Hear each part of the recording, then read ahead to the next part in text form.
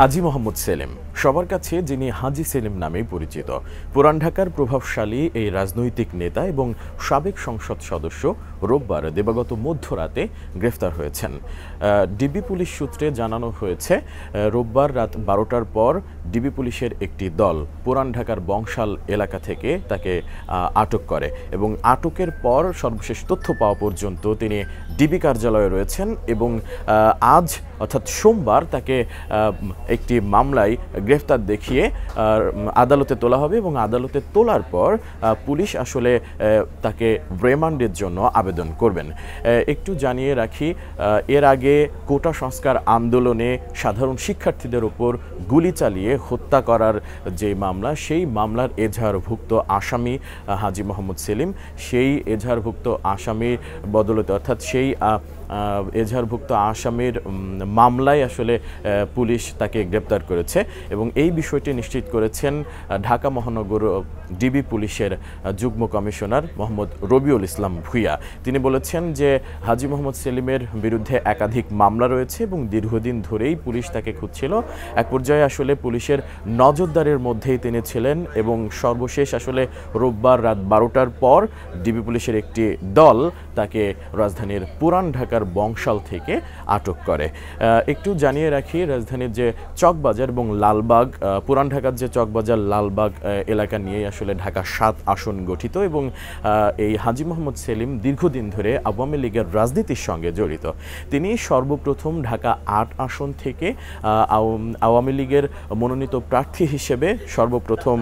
সংসদ সদস্য নির্বাচিত হন এবং পরবর্তীতে 2001 সালে বিএনপির যে প্রার্থী পিন্টুর কাছে আসলে হেরে যান এবং এর পরবর্তীতে আমরা দেখেছি আসলে 2014 সালের যে নির্বাচন, সেই নির্বাচনে হাজী মোহাম্মদ সেলিম স্বতন্ত্র প্রার্থী হিসেবেই নির্বাচন করেন এবং সেই নির্বাচনেও কিন্তু তিনি নির্বাচিত হন এবং পরবর্তীতে 2018 সালের নির্বাচনেও কিন্তু আওয়ামী লীগের মনোনীত প্রার্থী হিসেবে তিনি নির্বাচিত হয়েছিলেন এবং এই চলতি বছরের 7 জানুয়ারি যে দ্বাদশ জাতীয় সংসদ নির্বাচন অনুষ্ঠিত হয়েছে, সেই নির্বাচনে কিন্তু তিনি অসুস্থ থাকার কারণে তার ছেলে সোলাইমান মোহাম্মদ সেলিমকে আসলে আওয়ামী লীগ থেকে মনোনয়ন দেওয়া হয় এবং তিনিও কিন্তু আসলে নির্বাচিত হয়েছেন। আসলে মূলত হাজী মোহাম্মদ সেলিমের বিরুদ্ধে বিভিন্ন সময়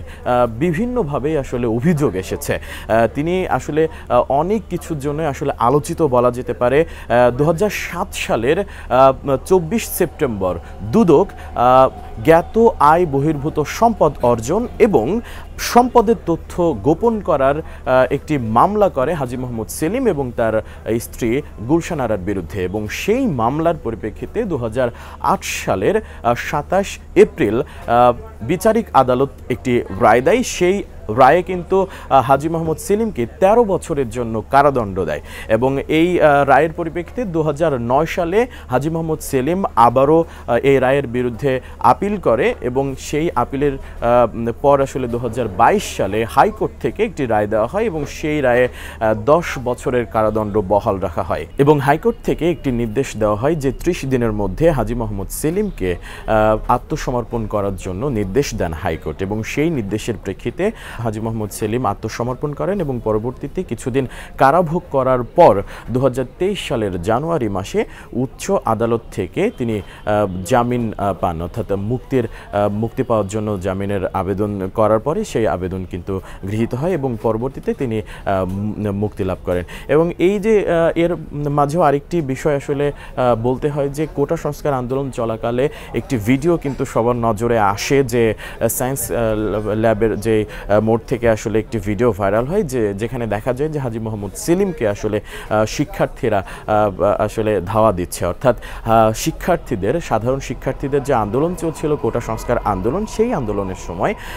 শিক্ষার্থীদের তোপের মুখে পড়ে হাজী মোহাম্মদ সেলিম এবং এক পর্যায়ে তিনি সেখান থেকে ধাওয়া খেয়ে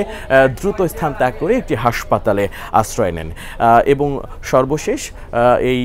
কোটা সংস্কার আন্দোলনে যে সাধারণ শিক্ষার্থীরা গুলিবিদ্ধ হয়েছিল, সেই গুলিবিদ্ধের মামলায় তাকেও আসামি করা হয়েছিল এবং সেই মামলার প্রেক্ষিতে